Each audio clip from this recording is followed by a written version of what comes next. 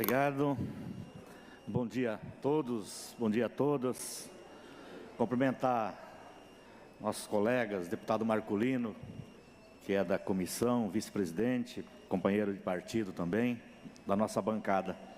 Cumprimentar o deputado Gilmacy, presidente da comissão, líder do governo. Ele tem a caneta na mão, né, João? Ele pode liberar essas verbas todas. Mais um deputado que está fazendo audiências públicas com muito interesse, né? Desde quando ele assumiu a comissão, teve um aumento de credibilidade e de participação nas audiências públicas. Parabéns, deputado Gilmacy. Cumprimentar também o Gabriel Valões, presidente da Câmara, obrigado pela recepção, para abrir a Câmara aqui para nós. O vice-prefeito Oscar Bressan também, obrigado. Prefeito de Quatá, o Márcio Bidóia, não sei se eu falei corretamente o nome. De Pracinha, o Laércio Biasi. E a prefeita Matilde de Caioabu, Sueli Mative, né? Sueli Mative, participando sempre das audiências públicas da comissão. Cumprimentar o pessoal do CIMEC, que também tem lutado e tem conseguido muitas coisas. Trago um abraço do deputado federal Newton Tato, que é meu irmão, que atua bastante nessa região, né, que tem mandado bastante recursos para essa região, mas obviamente está em Brasília, não pode estar presente aqui. Cumprimentar, em nome dessas pessoas, cumprimentar todos os vereadores, as vereadoras, os prefeitos, o pessoal do executivo, funcionalismo público e a população geral dessa região. Uma grande audiência pública aqui em Martinópolis, região de Presidente Prudente. Me chamou muito a atenção, pessoal, o tanto de falas aqui sobre a questão do TEA, do transtorno do aspecto autista. Mas não é só aqui em Martinópolis, na região de Presidente Prudente. É em todas as audiências públicas. E isso já vem há muitos anos. O que a gente precisa aprofundar esse debate? Primeira coisa, pegar e cobrar do governador Tarcísio. Tarcísio prometeu um centro de assistência do TEA. Um centro, pelo menos, em cada região administrativa do Estado de São Paulo. São 17 regiões administrativas do Estado de São Paulo. Presidente Prudente é uma. Das 17, ele não cumpriu nenhuma. Não instalou em nenhuma região. Então, não pode brincar de prometer um assunto tão sério como esse e não cumprir. Então, Tarcísio, você prometeu um em cada região, você não fez em nenhuma. Segunda coisa, e foi colocado aqui muito bem por uma pessoa que usou a tribuna, o TEA, transtorno do aspecto autista, não cabe a uma secretaria, ele cabe pelo menos a 4 secretarias trabalharem juntas. A Secretaria da Saúde, da Assistência Social, da Educação e da Secretaria de Deficiente Físico, né? Então essas 4 secretarias têm que trabalhar concomitantemente, né? E colocar dinheiro para isso, destinar verba, porque não adianta você não colocar dinheiro. Mais do que isso, precisa de legislação, precisa de leis. E aí, eu queria falar para vocês de leis que eu apresentei na Assembleia Legislativa, que eu aprovei e que não foi colocado em prática. E leis que foram vetadas na Assembleia Legislativa. Por exemplo, projeto de lei 374 de 2023, dispõe sobre o fornecimento de fone anti-ruídos para pessoas com transtorno do aspecto autista. Essa lei foi aprovada pelos deputados e foi vetada pelo governador Dória na época. E o deputado Gilmacy colocou um caso aqui de uma criança que tem problemas de ruído. Se tivesse o fone, não precisava, deputado Gilmacy, nem tirar o sinal que tinha aqui que nós tiramos. Projeto de lei 321/2022, nós estamos em 2026. Assegura às pessoas com transtorno do aspecto autista a prestação gratuita do serviço de transporte coletivo intermunicipal rodoviário para todas as pessoas que têm um problema de locomoção, para quem é autista e para quem está acompanhando, normalmente as mães, os pais. Então já tem lei, mas foi vetada. Projeto de lei 564 de 2018, nós estamos em 2026. Eu apresentei esse projeto. Institui e estabelece políticas públicas estadual de proteção, inclusão, acompanhamento educacional dos alunos com epilepsias da rede de ensino do Estado de São Paulo. Então já existe lei também para isso. Lei 569, 2019, cria o programa de censo pessoal de pessoas com TEA, transtorno do aspecto autista, e de seus familiares. Para você ter programa, para você ter iniciativas, você tem que ter um censo. Você precisa saber quantos nós temos no estado de São Paulo, no Brasil e no mundo. Então, primeiro saber quantos são, e depois você ter programas para você tratar esse assunto.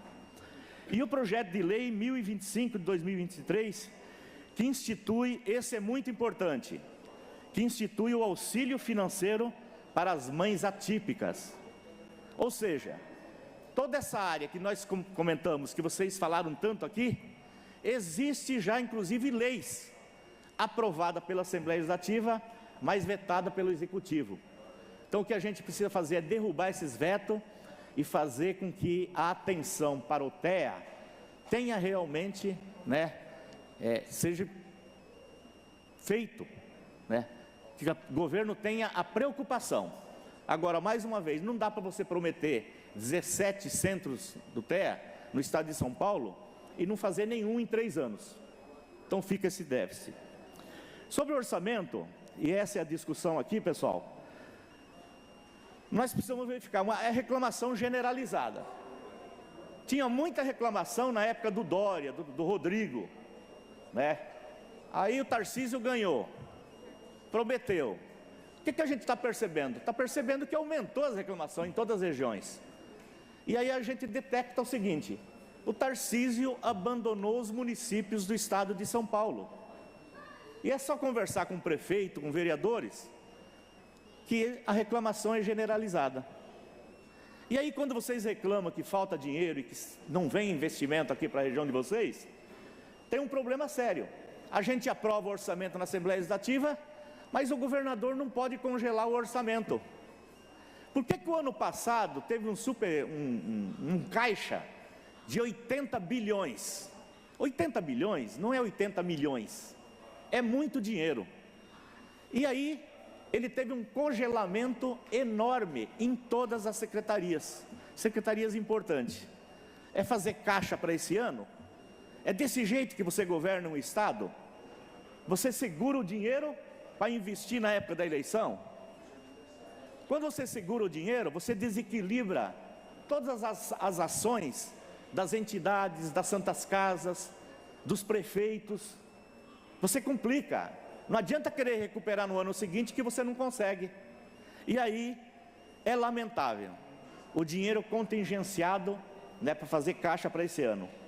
Você pega a área da moradia, que foi falado muito bem aqui, Como é que você consegue congelar 40% do dinheiro do CDHU e da Secretaria da Habitação, que agora está na Secretaria da Habitação? É óbvio que se você congela 40% do orçamento, você vai construir menos casas populares. E sabe o que o Tarcísio está fazendo? Ele pega, governo federal investe bastante em Minha Casa Minha Vida, e o deputado Marcolino depois vai falar muito sobre isso, e ele está pegando o dinheiro do governo federal e falando que ele construiu, sendo que o governo federal coloca 80% e ele coloca 20%. E aí coloca uma placa lá e passa uma ideia que construiu casa, habitação popular.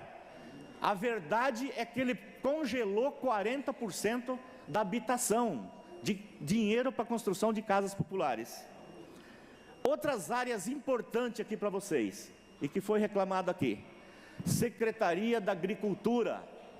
Não é possível você ter menos de 0,5% na Secretaria da Agricultura, a participação no orçamento de menos de 0,5%.